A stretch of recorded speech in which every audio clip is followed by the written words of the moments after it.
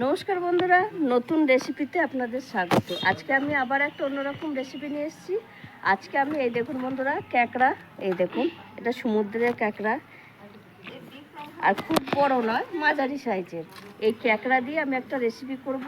আগে ক্যাঁকড়াটা বেছে ধুয়ে নিয়ে যাই রান্না করে, তারপর বলবো ক্যাঁকড়া দিয়ে কী করবো।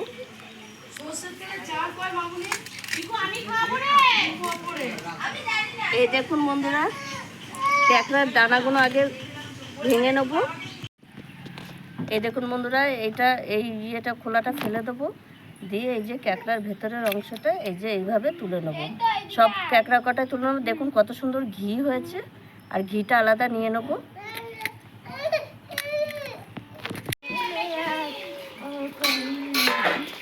বন্ধুরা, আমি ক্যাঁকড়া এই যে ধুয়ে বেছে নিয়ে এসেছি ছাড়িয়ে, আর এই দেখুন এই দাঁড়াগুলো দেবো। এই দাঁড়াগুলো খেতে খুব ভালো লাগে, আর এই ঘিলু ভর্তি ক্যাঁকড়াটা। আমি ক্যাঁকড়ার তেল ঝাল করব। ক্যাঁকড়ার জন্য এখানে নিয়ে নিয়েছি আলু দেবো ক্যাঁকড়ায়, আর নিয়ে নিয়েছি রসুন বাটা, কাঁচা পাকা লঙ্কা বাটা, টমেটো কুচি, গোটা গরম মশলা, তেজপাতা, আদা বাটা, চিনি, পেঁয়াজ কুচি, লঙ্কার গুঁড়ো, নুন, জিরে গুঁড়ো, হলুদ গুঁড়ো আর সাদা তেল। এই তেলটা রান্নাটা আমি সাদা তেলেই করবো। আমি উনুন ধরিয়ে কড়াই বসিয়ে নিয়েছি। এইবার আমি ক্যাঁকড়াটার মধ্যে নুন হলুদ মাখিয়ে নেব।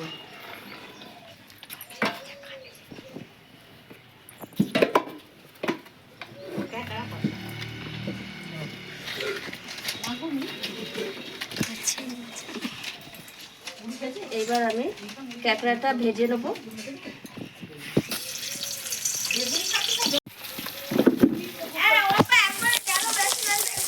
ক্যাঁকড়া ভাজা হয়ে গেছে, এগুলো তুলে নিচ্ছি।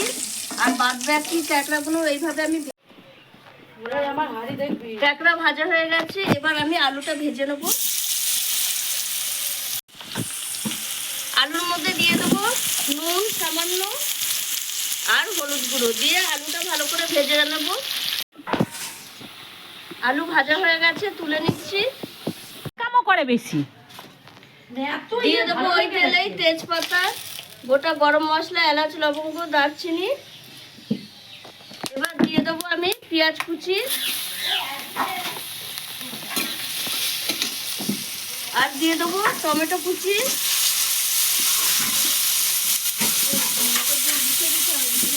পেঁয়াজ টমেটো একটু ভাজা হোক।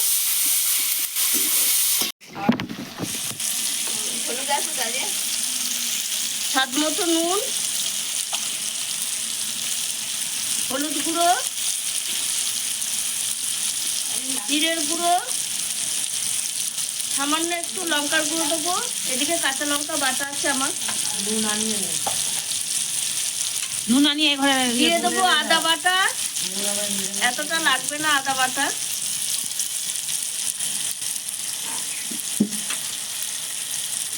দিয়ে দেবো রসুন বাটা,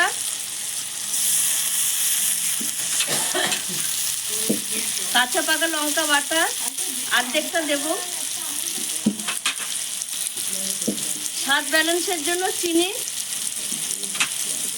দিয়ে ভালো করে মশলাটা কষিয়ে দেবো। কষা হয়ে গেছে, এবার আমি দিয়ে দেবো আলু আর কাঁকড়া। মশলার সঙ্গে একটুখানি মিশিয়ে নেবো আলু আর কাঁকড়াটা, দিয়ে আমি জল দিয়ে দেবো।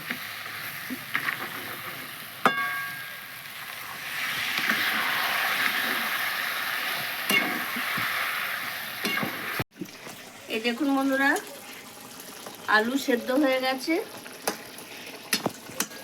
এই দেখুন বন্ধুরা, আমার ক্যাঁকড়া তেল ঝাল হয়ে এসছে। এইবার আমি দিয়ে দেবো একটু ঘি।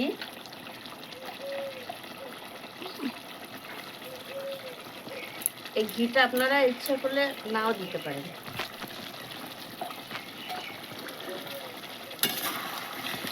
এবার আমি নামিয়ে দেবো। তেল ঝালটা কত সুন্দর হয়েছে দেখুন বন্ধুরা।